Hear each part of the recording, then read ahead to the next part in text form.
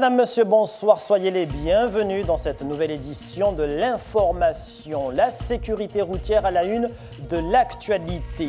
48 heures après l'accident mortel survenu sur la route de Sakouli, nous avons rencontré les acteurs qui militent au nom des usagers de la route.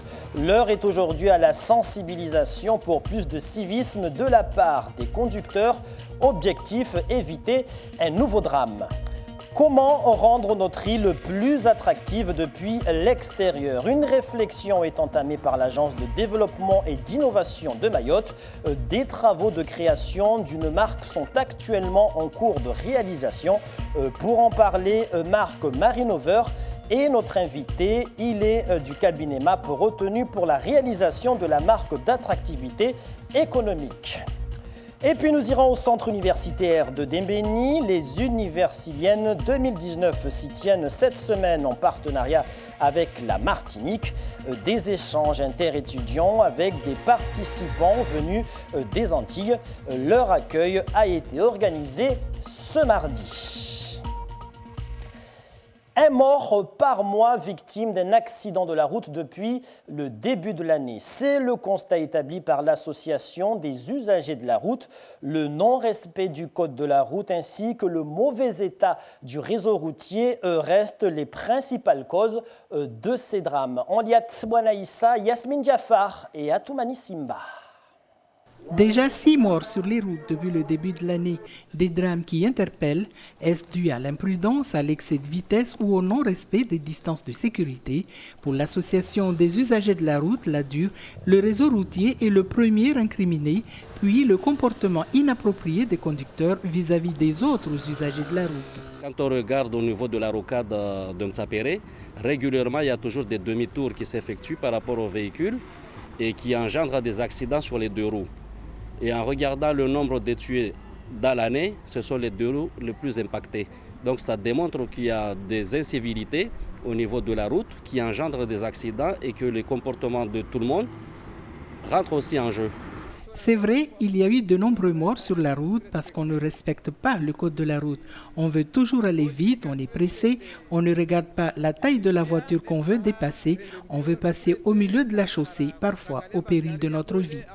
Les conducteurs des deux roues disent que les voitures ne leur facilitent pas les choses, elles ne leur cèdent jamais le passage, donc ils forcent un peu.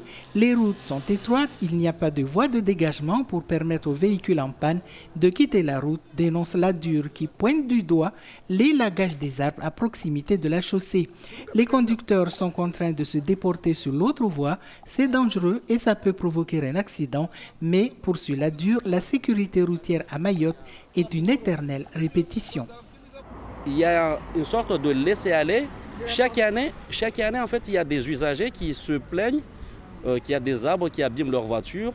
Et je ne sais pas comment ils s'arrangent avec l'assurance, puisque c'est du tourisme, donc ils s'arrangent avec leur assurance. Mais en général, normalement, on devrait porter plainte contre les responsables qui doivent entretenir ce réseau-là, que ce soit communal, départemental ou national.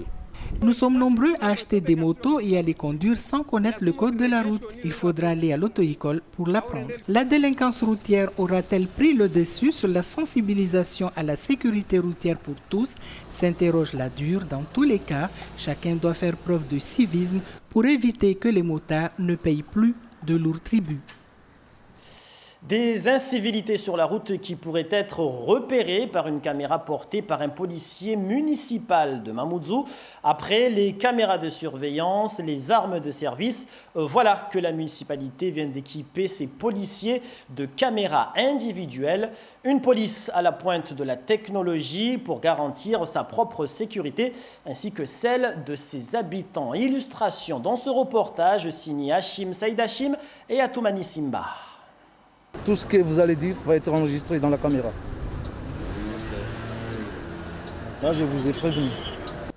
Les 38 policiers municipaux de la ville de Mamoudzou sont formés à l'utilisation des caméras individuelles, une nécessité selon le chargé de la sécurité de la ville, des caméras corporelles fixées sur la poitrine des agents, un outil complémentaire pour faire de Mamoudzou la ville la plus sécurisée de Mayotte.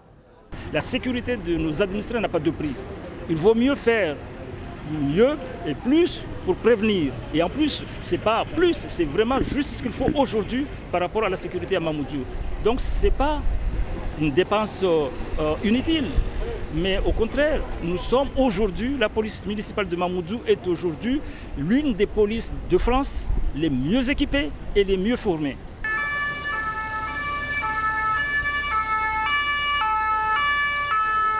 Même tenu en main, l'usage du téléphone au volant est un délit, une infraction souvent non reconnue par le contrevenant. Pris en flagrant délit par la brigade motorisée, ce chauffeur obtempère sans résistance. C'est un appel d'un ami, j'ai répondu en pensant qu'on ne me voyait pas. Mais malheureusement, ils m'ont vu. Au final, j'ai perdu 3 points sur mon permis et pris 90 € d'amende. Le contrôle est filmé. À présent, avec ce nouvel équipement, la parole de l'agent public ne devrait plus poser un problème devant un tribunal. Quand on intercepte un véhicule pour usage de téléphone au volant, donc le mec il dit qu'il n'a pas utilisé un téléphone, qu'ils nous font des outrages. Et en fin de compte, quand on est devant le PROC ou devant l'OPJ, ils nient tout ce qui s'est passé sur le terrain. Ils nous font porter le chapeau comme quoi c'est nous qui les avons agressés. Les caméras disposent d'un angle de vue de 180 degrés. Elles seront utilisées par les 38 policiers municipaux lors des interventions de conflits de voisinage, de sécurisation des écoles ou des contrôles routiers. Un mot de politique pour vous informer de l'exclusion de Saïndou Aouladi Battiston de la fédération du parti Les Républicains. La fédération justifie cette sanction disciplinaire en raison de ses soutiens publics et médiatiques à la liste du Rassemblement national lors des dernières européennes. Des prises de position alors qu'il occupe les postes de vice-président de la fédération Les Républicains ainsi que le poste de président de la section LR de la commune d'Aqua. Et on en vient à cette initiative de la DIM, l'Agence de développement et d'innovation de Mayotte. Elle vient de lancer des travaux de création d'une marque visant à rendre l'île plus attractive à l'extérieur. L'objectif est de trouver un logo qui fédère l'ensemble des parties prenantes. À l'hémicycle du conseil départemental, on retrouve Alda Lidi et Youssouf Ahmed Matoir. De Mayotte, on connaît sa barge, le plus beau lagon du monde, ou ce fameux logo Rahachiri avec les hippocampes. Mais laquelle de ces images peut représenter notre île à l'extérieur et attirer les talents ? La réflexion entamée aujourd'hui par la DIM doit justement aboutir à un logo qui fait consensus. Nous avons besoin d'une marque qui va regrouper toutes les identités mahoraises, tout ce qui fait la spécificité de Mayotte, parce que l'île Anguillang c'est une chose, on est connu à travers le monde comme l'île au lagon, l'hippocampe c'est très bien également, donc l'idée, le travail que nous allons faire avec tous les acteurs économiques et sociaux de Mayotte, c'est de trouver cette identité commune qu'on va utiliser ici pour attirer les gens et qu'on va utiliser à l'extérieur, nous en tant que diaspora mahoraise, pour vendre le message mahorais à l'extérieur. Il nous faudra à Mayotte une marque qui se rapproche le plus à nos valeurs. Donc nous y travaillons depuis un moment. Parmi ces valeurs, on peut distinguer par exemple la solidarité, l'authenticité. En tout cas, on en a distingué pas mal. Aujourd'hui, on est vraiment dans une phase d'élaboration, de réflexion. Une marque qui pourra être récupérée et utilisée dans tous les domaines, politique, économique, éducation, voire culture. Des logos similaires sont déjà utilisés par d'autres grandes agglomérations ou régions françaises. On voit la France, donc on sait c'est le coq gaulois. Donc effectivement, Mayotte aussi a besoin de cette marque par rapport aux autres, pour se renforcer, mais pour être connu. Mais justement, on pensait que la marque de Mayotte, c'était ce fameux drapeau avec l'hippocampe, le rahachiri. Pourquoi ça suffit pas? Parce que Mayotte a évolué. Promouvoir Mayotte, c'est aussi travailler pour faire venir des capitaux, mais surtout des talents, ceux de la diaspora mahoraise et d'autres encore. Mais pour certains, il faudra bien plus qu'une marque pour atteindre cet objectif. Une personne qui irait taper à Mayotte sur Internet, dès qu'elle verra Mayotte, elle va voir la toute première chose qu'elle verra, ça serait les agressions à tout va, et donc ça va la stopper directement pour cette envie de venir. Pour l'heure, les discussions se poursuivent, mais il est clair, il sera difficile de satisfaire tout le monde avec un seul logo. Et avec nous sur ce plateau pour en parler, Marc Marinover du cabinet MAP, retenu pour la réalisation de la marque d'attractivité économique de Mayotte. Bonsoir. Bonsoir. Alors, une marque pour mieux promouvoir Mayotte, est-ce que ce genre d'initiative est porteur de résultats favorables? Alors, effectivement, donc, certains territoires ont aujourd'hui un historique, 15 ans, 20 ans de retour d'expérience qui montre qu'à partir du moment où tous les acteurs d'un territoire parlent d'une même voix, déploient les mêmes arguments, travaillent sous une même identité, travaillent ensemble, on a des résultats qui sont décuplés, véritablement. Alors on parle de marque, on parle de logo.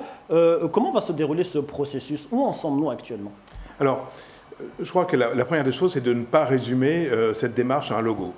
Donc, en réalité, donc, c'est une stratégie qu'il faut déployer pour arriver tout simplement à faire que davantage de gens s'intéressent à Mayotte, découvrent Mayotte. On connaît globalement Mayotte de nom, mais on n'en connaît pas forcément les atouts.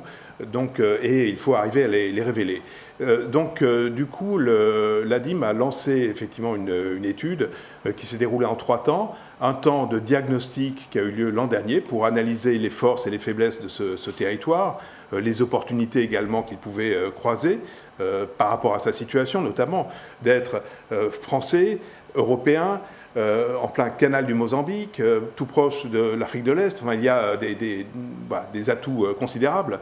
Donc cette analyse a été faite. De cette analyse a résulté une stratégie. Et dans cette stratégie, l'un des éléments était de dire voilà, il faut nous fédérer sous une sorte de drapeau commun, donc à savoir cette marque. Et donc aujourd'hui, on est en train d'élaborer cette marque, de réfléchir à qu'est-ce qui fait la personnalité de ce territoire, quelles sont ses valeurs, qu'est-ce qui anime les Mahoraises et Mahorais, de manière à mieux pouvoir l'exprimer vers l'extérieur, et notamment vers, bien évidemment, un très large public international, mais en particulier la diaspora des Mahorais de l'extérieur qui peut jouer un rôle extrêmement productif en la matière. D'accord. Alors, on parle de logo, on parle de slogan. Qu'est-ce qui est le plus parlant pour un territoire? Vous qui avez participé notamment à l'élaboration, je rappelle, du logo, par exemple, de Paris Région, de la région Île-de-France, du territoire de Saint-Pierre-et-Miquelon, de la Bretagne également, si je me trompe. Donc, quel est l'élément le plus important dans l'élaboration d'une marque d'attractivité économique pour un territoire? Alors, la première des choses, c'est déjà de bien comprendre qu'il y a une marque, on va dire, institutionnelle. Vous avez aujourd'hui le drapeau, qui est celui du département, du conseil départemental. Ça, c'est le département qui s'exprime sous cette identité. En réalité, nombre d'acteurs ont besoin de s'exprimer, que ce soit le département, la chambre de commerce, la chambre des métiers, d'agriculture, des entrepreneurs, etc. Et donc, il nous faut trouver cette identité, et cette identité, bien plus qu'une image. Oui, il faut une image, à un moment, un logo qui fige cette représentation, mais c'est avant tout l'idée, l'axe de positionnement, c'est-à-dire la façon dont on veut se présenter. Est-ce qu'on veut se présenter comme le territoire le plus dynamique sur le plan humain? Est-ce qu'on veut se présenter comme le territoire le plus pluriel de par la diversité du peuplement, de par la diversité, la biodiversité, de par la diversité des activités? Donc on cherche, en réalité, c'est le discours, ce qu'on appelle la mise en récit du territoire qui est bien plus importante que le logo qui, au fond, synthétise simplement cette mise en récit. Un logo existe déjà, on le connaît, ça a été évoqué dans le reportage. Il s'agit donc de l'hippocampe et du slogan Rahachiri qui veut dire « Nous sommes vigilants ». Qu'en pensez-vous de ce logo? C'est un logo, on va dire, institutionnel. C'est vrai qu'il y a des points de repère. Ici, les Mahorais se reconnaissent, par exemple, dans cet hippocampe, dans l'ilang-ilang. Enfin, il y a un certain nombre dans la couleur jaune, par exemple, qui est souvent associée à ce territoire. Mais là, on est dans l'identité institutionnelle. Ce qu'il nous faut inventer aujourd'hui, c'est cette nouvelle identité qui va être porteuse, au fond. Peut-être ce terme a été exprimé aujourd'hui dans la salle et c'était extrêmement intéressant de l'audace que doivent avoir les Mahorais, qui ne doivent plus être timorés par rapport tout simplement au monde extérieur. Et chacun a un fils, un neveu, une nièce qui est à l'étranger et avec des belles réussites, donc qui du coup génèrent, on va dire, un retour intéressant pour le territoire. Marc Marinover, merci d'avoir accepté de répondre à nos questions. Merci. Éducation, les Universiliennes 2019 se déroulent actuellement dans le département en partenariat avec le pôle Martinique de l'Université des Antilles et avec le soutien de la Jeunesse et Sport Mayotte. Le centre universitaire de Dembéni propose à une dizaine d'étudiants de participer à cet échange. Après leur arrivée samedi dernier, aujourd'hui, c'était l'accueil officiel de la rencontre entre étudiants. Reportage Taslima Abdouhamza à Balkassim Aben et Géraldine Lui. Oui. Et tout ça là, c'est les salles de cours? Et tout ça là, c'est les salles. Non, cette partie-là, c'est les professeurs. Amida, 21 ans, future étudiante en master droit public, fait la visite guidée du centre universitaire. Elle fait découvrir l'établissement à ses 14 homologues martiniquais. Ce qui est bien avec eux, c'est qu'ils découvrent. Il y a plein de choses à Mayotte qui ne sont pas en Martinique. Et nous, vu qu'on est habitués, on se dit c'est partout, on peut le voir un peu partout dans le monde, mais en fait non. Et du coup, le baobab par exemple, la sève, tout ça, ils ne connaissent pas. Les papillons, c'est rare chez eux aussi. Donc nous, c'était un choc pour nous d'entendre ça. Et du coup, ça nous dit vraiment que Mayotte est riche et il faut diversifier ça et le montrer en fait au monde. L'année dernière, au terme d'un voyage de 36 heures, Nadim, en deuxième année de lettres modernes, a assisté au tout premier échange des Universiliennes, une rencontre entre étudiants ultramarins. Donc la similitude, c'est qu'on est deux territoires qui habitent sur une île. Donc déjà, il y a la distance et puis les territoires sont français, mais il y a beaucoup de différences aussi à travers les langues et les cultures. Ici à Mayotte, ce sont vraiment les échanges avec les étudiants.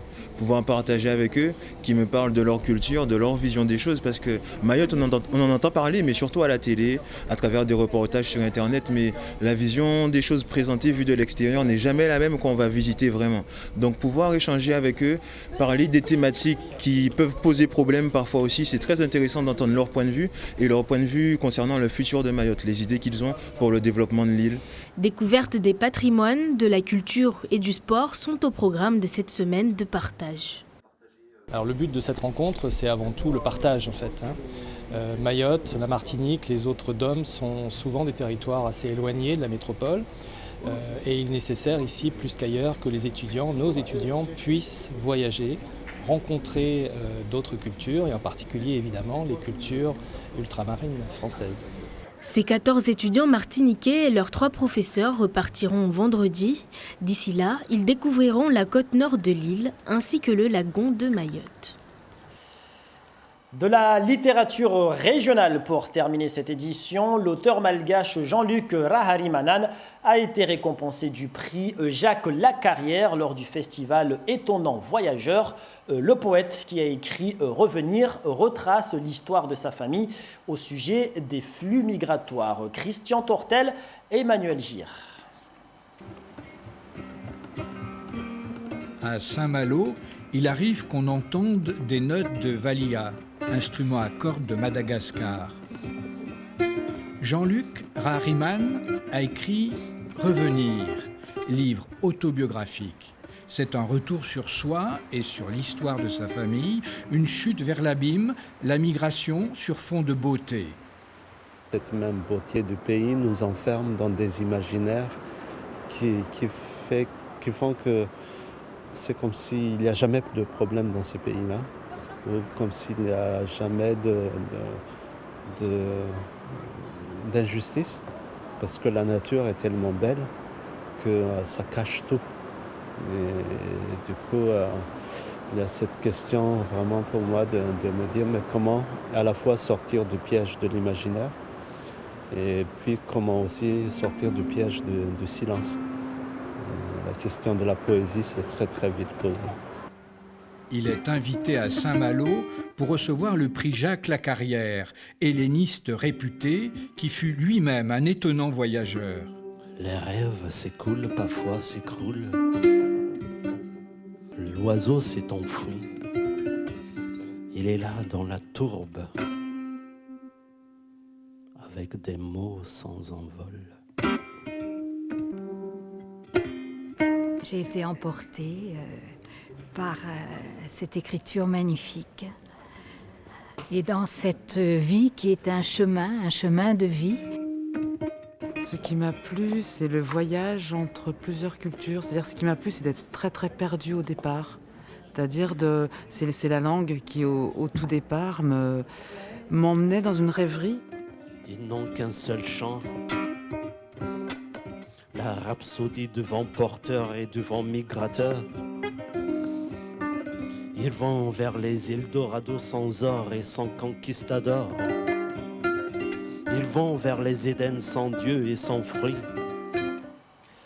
Voilà qui met un terme à ce 19h. Je vous rappelle que 2 jours après l'accident mortel qui a coûté la vie à un motard de 31 ans, l'ADUR, l'association des usagers de la route, appelle les conducteurs à plus de civisme.